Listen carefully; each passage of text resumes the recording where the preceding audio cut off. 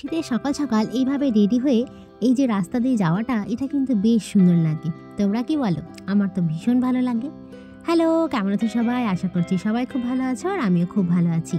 তোমরা তো আগের ব্লগে দেখেইছিলে যে আমি গিয়েছিলাম সাঁতরাগাছিতে, তো সেখানে গিয়ে চিড়িয়াখানাতে একটু বেরোবেরো করেছি। আর আজকে যাব ইকো পার্কে। অনেক দিনের ইচ্ছে ছিল ইকো পার্কটা ঘোরার। ফাইনালি ইভানকে নিয়ে ইকো পার্কটা ঘুরতে যাব। বিভিন্ন ব্লগ রিলে ভর্তি হয়ে গেছে ইউটিউব এই ইকো পার্ক সম্পর্কে, আর জায়গাটাও কিন্তু ভীষণ সুন্দর। দেখি গিয়ে কেমন লাগে আমাদের। ইভান সোনা এখন একটু ঘুমো ঘুমো করে নিচ্ছে, কারণ তার স্নান টান করলে একটুখানি ঘুমো ঘুমো পেয়ে যায়।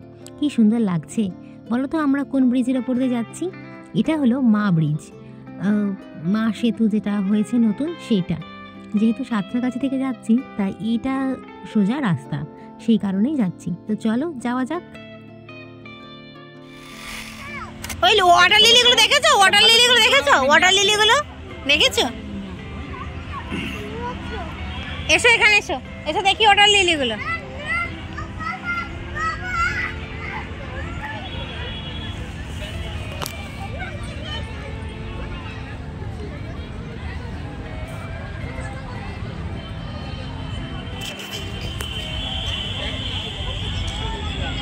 ওর খিদে পেয়ে গেছে। এই যে, আরে বাবা, আরে আরে এইটা কে? আমরা ফাইনালি পৌঁছে গেছি। যেহেতু আমাদের সাথে বাচ্চা লাগেজ অনেক কিছুই আর কি নিয়ে যেতে হয়, কারণ সারাদিনের জন্য যাচ্ছি, সেই কারণে তখন ব্যাগ লাগেজ নিয়ে ভিডিও করতে পারিনি। ঢুকে এই মনটা ভালো হয়ে গেল। এই জন্য একখণ্ড অবসর, সবার যেন কোনো তাড়া নেই। কি সুন্দর সবাই মিলে মজা করছে, একটা আলাদা জগতেই পৌঁছে গেছি। এই দেখো করোনা বেলুন, এগুলোকে আমি করোনা বেলুনও বলি। দেখো কেমন লাগছে।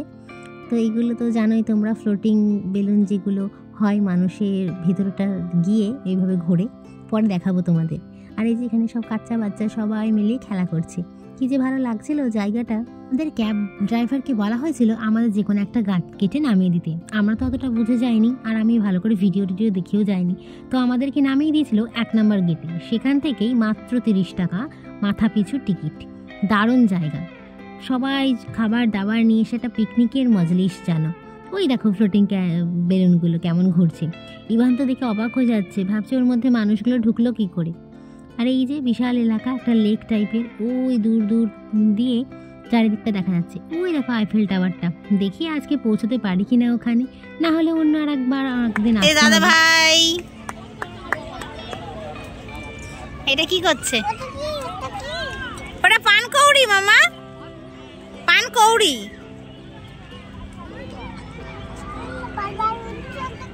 পানকৌড়ি, পানকৌড়িকে দিয়েছে না? পানকৌড়ি জলেই থাকে মা, পানকৌড়ি জলেই থাকে। এই আমাদের এখানে, এই যে হ্যালো হ্যালো, অভি খাচ্ছে ডিমু। এই তুমি কি খাচ্ছ?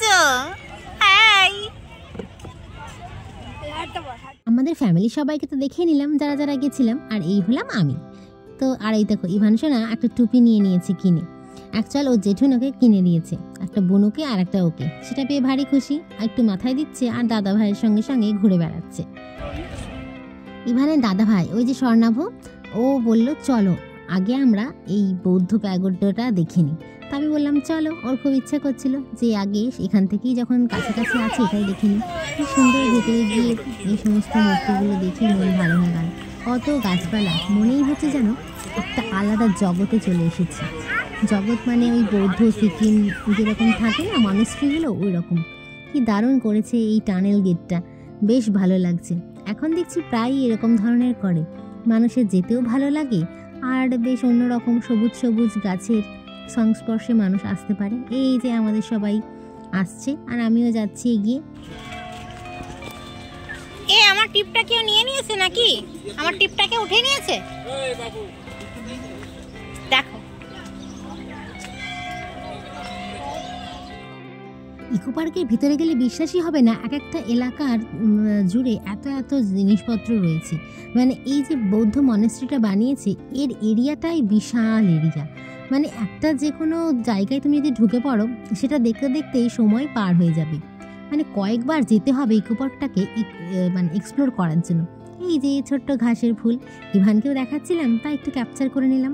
তো চলো এবার ভিতরে ঢোকা যাক। এখানে নানান ধরনের গঠনশৈলী রয়েছে।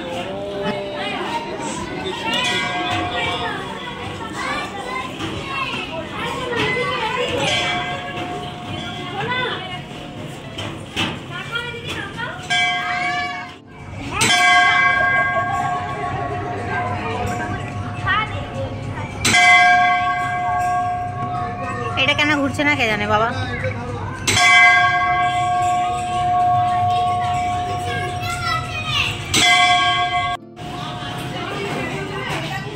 উৎসাহ দেখ, উৎসাহ দেখ, উৎসাহ দেখ। চ সিকিমে যাবো। যাবি? যাবি সিকিম? যাবি?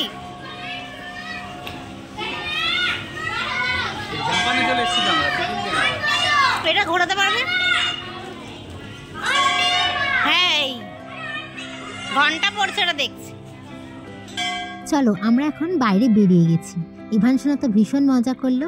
আমি আর অভি যখন দার্জিলিং, সিকিম, গ্যাংটক গেছিলাম তখন ওই যে দেখলে ওই বৌদ্ধ মনেস্ট্রিগুলোতে ওই রকম ঘোরানোর জিনিস থাকে, ওগুলোদের মন্ত্র বা শান্তি বীজ কিছু থাকে, সেটা আর কি ঘোরাতে হয়, সবাই জানে।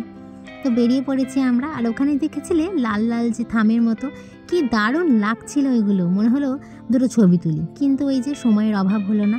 তো এখানে এক এক করে সুন্দর সুন্দর ছবি তুলে নিয়েছে দাদা ভাই আমাদের। দাঁড়াও দেখাই তোমাদের, এখানে কি সুন্দর একটা ফোয়ারার মতো জল পড়ছে। এই যে জায়গাটা ছিল লেকের ধার, এখানে একটা ফটোশ্যুটও হচ্ছিল, প্রি ওয়েডিং ফটোশ্যুট। তো ড্রোন উঠছিল, ওই দেখো ওই ব্রিজটার ওপরে আর কি যারা ফটোশ্যুট করছে তারা আছে। আমরা ওখানে কয়েকটা পটাপট ছবি তুলে আবার নেক্সট উদ্দেশ্যে বেরিয়ে পড়েছি আর একটা কিছু দেখার। আর এদিকে দেখো দুজন মানুষ উঠে পড়েছে কোলে, জেঠুনের কোলে একটুখানি নিয়েছে ইভানকে, পারছে না, তাই বললো জেঠুন একটু নেবে। কিন্তু ছোট দাদা উঠেছে, ব্যাস আমাদের ছোট প্রিন্সেসও চাই যে পাপার কোলে উঠতে, তো দুই মক্কেলে উঠে পড়েছে। আর এদিকে আমি আর অভিষেক একটু হাঁটছি। বললাম চলো, আমরা তো যেন একার হাঁটার সুযোগ পাই না, কিন্তু সেটা কি আর সম্ভব? একদমই নয়। ওই যে ডাক পড়েছে, পাপা পাপা কোলে নাও। আমি আর অভিষেক যদি ইভানকে নিয়ে কখনো বেরোই, তাহলে ইভানের নেচার হচ্ছে সবসময় পাপার কোলে থাকা। কিছুক্ষণ সময়ের জন্য আমার কাছে এলেও বাকি বেশিরভাগ সময়টাই ও পাপার কোলে। তো এখানে প্রচণ্ড বায়না করছিল। আর এখানে একটা ইনসিডেন্টও ঘটেছে, একটা বাচ্চা হারিয়ে গেছিল, অ্যানাউন্সমেন্ট হচ্ছে। তো ইভানও পাপার কোলে ওঠার জন্যই কান্না করছে, আমি একটু কোলে নিয়েছিলাম তার জন্য। তো ভীষণ ট্যান্ট্রাম করছিল, অ্যাকচুয়ালি ওর একটু ঘুম পেয়েছিল। তো ও কী করেছে, চুপটি করে বসে কান্না করছে। আর আশপাশ থেকে সবাই লোকজন তারা তাকাচ্ছে, যেন ভাবছে যে আমরাই হয়তো হারিয়ে গেছি, কিংবা বাচ্চাটা হারিয়ে গেছে, আমাদের নয়। তো কি যে বলবো, ইভান এক এক সময় এমন কাণ্ড করে না, কি বলবো। ইকো পার্কের মধ্যেই এত সুন্দর একটা গোলাপের বাগান, দেখেই চোখ জুড়িয়ে যাচ্ছে। ওই দেখো গোলাপটা ডার্ক কালার, জানি না আমার ছবিতে কতটা আসছে, কিন্তু কালারটা এত সুন্দর, একদম মেরুন কালার, যেটা ডার্ক মেরুন বলে। ইভান তো দেখেই খুশি হয়ে গেছে, এত দারুণ দারুণ গোলাপের মানে সমাহার যাকে বলবো। সবাই এখানে ভীষণ খুশি, ফুল দেখলে কার না মন ভালো লাগে বলো। তো সবার মন এখানে হ্যাপি হ্যাপি, এত ফুল দেখে কি বলবো। সাদা রঙের, পুরো একদম পুরো সাদা, লাল তো লাল, তারপর আছে অরেঞ্জ, একটা পিঙ্ক শেড, একটা দুর্দান্ত কালার আছে, ঠিক আমার ফোনটা জাস্টিফাই করতে পারছে না কালারটা দেখানোর জন্য, তো যতটা পারছি দেখাচ্ছি। ঠিক পিঙ্ক না, বেবি পিঙ্ক না, একটা অদ্ভুত কালার। তো এগুলো দেখেই তো মন ভরে গেছে। আর এক একটা ফুল মনে হয় এক হাতে চলে আসবে, মানে হাত ছাড়িয়েও যেতে পারে, হাতের পাঞ্জা আর কি। তো কি দারুণ দেখো কম্বিনেশন লাগছে, মন ভরে দেখে যাচ্ছি। কতটা ছবি, শুধু চোখ যাচ্ছে শুধু গোলাপ আর গোলাপ, বিভিন্ন কালারের গোলাপ, কি সুন্দর। ইকো পার্কের এই জায়গাটা আমার ভারী পছন্দের হয়েছে। তোমরা যদি কেউ গিয়ে থাকো অবশ্যই কমেন্টে জানিও কিন্তু। আর এখানে সবাই ছবি তুলছিল যদিও, কিন্তু ওই যে চোখে দেখার সৌন্দর্যটাই কিন্তু এখানে আসল। এই দেখো এখানে আবার দেখতে দেখতে চলে আসলাম হলুদ গোলাপের কাছে। আর এই যে মাঝে মাঝে ফোয়ারাগুলো দেখে ইভান সোনা ভীষণ এক্সাইটেড হয়ে যাচ্ছে, বলছে মাম্মা ফাউন্টেন। ওর হলুদ গোলাপটা এরকম ফুটা ফুটেছিল, চোখের উপলব্ধিটাই দারুণ।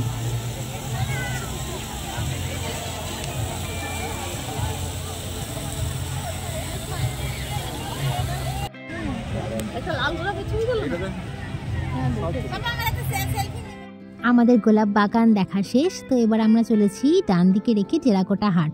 এটা বেশ ভালোই লাগছিল, কিন্তু আমাদের এনার্জি শেষ হয়ে গেছিল। আর সবসময় তাড়াহুড়ো করতে ভালোও লাগে না, কত আর তাড়াহুড়ো করব, জীবনটাই একদম তাড়াহুড়োর মধ্যে হয়ে গেছে, সব কিছু তাড়াতাড়ি তাড়াতাড়ি তাড়াতাড়ি। তাই আজকে অখণ্ড অবসর আমরা যাপন করছি। হ্যালো, আমরা এখন এসেছি ইকো পার্কে। আমরা ঘুরতে ঘুরতে ক্লান্ত হয়ে গেছি। বলো বলো, আমরা এসেছি ইকো পার্কে। জিকো না, ইকো না, ইকো ইকো। আমরা ঘুরতে ঘুরতে ক্লান্ত হয়ে গেছি,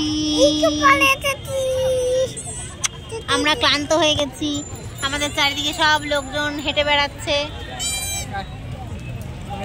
ইভান একটুও হাঁটছে না, পাপা ইভান দুষ্টু দুষ্টু করছে। চলো, আর পারা যাচ্ছে না। দেখতে দেখতে চলে এলাম ইকো পার্কের মুখোশ গ্রাম, এই জায়গাটার নাম দিয়েছে ওরা। চারিদিকে বিভিন্ন ধরনের মুখোশের ছবি। আর ইভান সোনাকে দেখো, ও টায়ার্ড হয়ে গেছে, কিন্তু মুখোশের এখানে এসে বেশ উৎফুল্ল। তার কারণ এই যে বিভিন্ন রকমারি মুখোশের মাঝে মাঝে তার মহাদেব, মা কালী, আরও চেনা অচেনা লোকজন দেখতে পেল। তো ফাইনালি পৌঁছে গেছি 7 ওয়ান্ডার্সের কাছে। 7 ওয়ান্ডার্সের এখানে আমরা এসেছি। প্রিন্সেস আর প্রিন্সেসের মাম্মা একটা শেডের নিচে ওখানে আছে, কারণ প্রিন্সেসের ঠান্ডা লেগেছে, ভালো লাগছে না শরীরটা, তাই সে আর এলো না। এখানে ঢুকতে গেলে আবার 30 টাকা দিয়ে তোমাকে টিকিটটা কাটতে হবে, তাহলেই 7 ওয়ান্ডার্স দেখা যাবে। তো এই অল্প আলোয় বেশ দিনের শেষে ভালোই লাগছিল 7 ওয়ান্ডার্সটাকে দেখতে। এখানে সবাই বলছিল নাকি যে রাত্রিবেলাতে ঘুরতেই বেশি ভালো লাগে, কিন্তু আমার মনে হলো যে দিনের বেলায় যদি একবার প্রথম দেখা যায় তাহলে আরও বেশি ভালো হয়। তাহলে বাচ্চারা বেশ পছন্দ করবে, জায়গাটাকে এক্সপ্লোর করতে পারবে আর কি। আর 7 ওয়ান্ডার্সে তো বাচ্চাদের সেরকম কিছু বোঝার নেই, ওরা বড় হলে আস্তে আস্তে বুঝবে। আর ইভান সোনা তো এখন একটু বোঝার নেই। তো এখানে আমরা দেখলাম কি সুন্দর সবাই ছবি টবি তুলছে। চলো আমরা কোনো রকমে দেখেই পালাতে হবে, কারণ ওদিকে আবার প্রিন্সেস আর প্রিন্সেসের মাম্মা বাইরে রয়েছে, অপেক্ষা করছে আমাদের জন্য। আমরা আবার কবে যাব না যাব, তাই দাদা ভাই আর বৌমনি বলল তোরা দেখে নে। আর এই যে দেখতে পাচ্ছ আমরা পৌঁছে গেছি একদম। চেনই তো এই স্ট্যাচু বা মূর্তিটাকে, সবারই চেনা।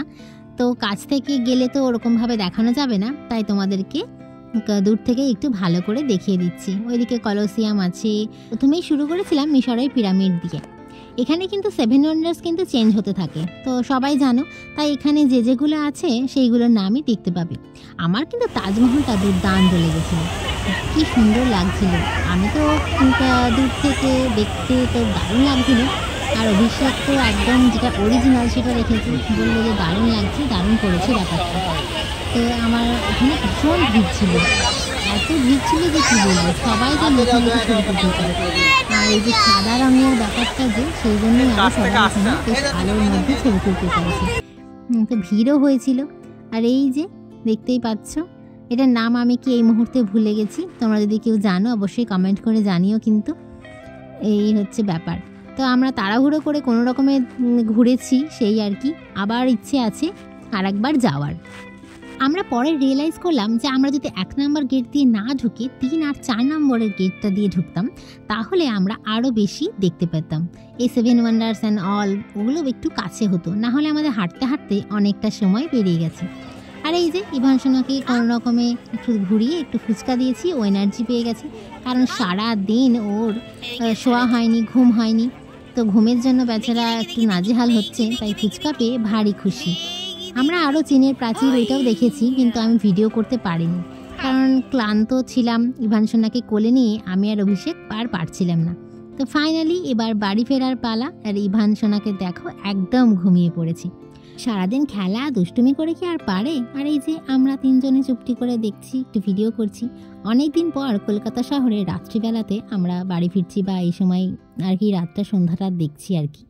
শেষ মানে তো বড়দিন, আর ছিল নতুন বছরের জন্য সমস্ত সাজানো।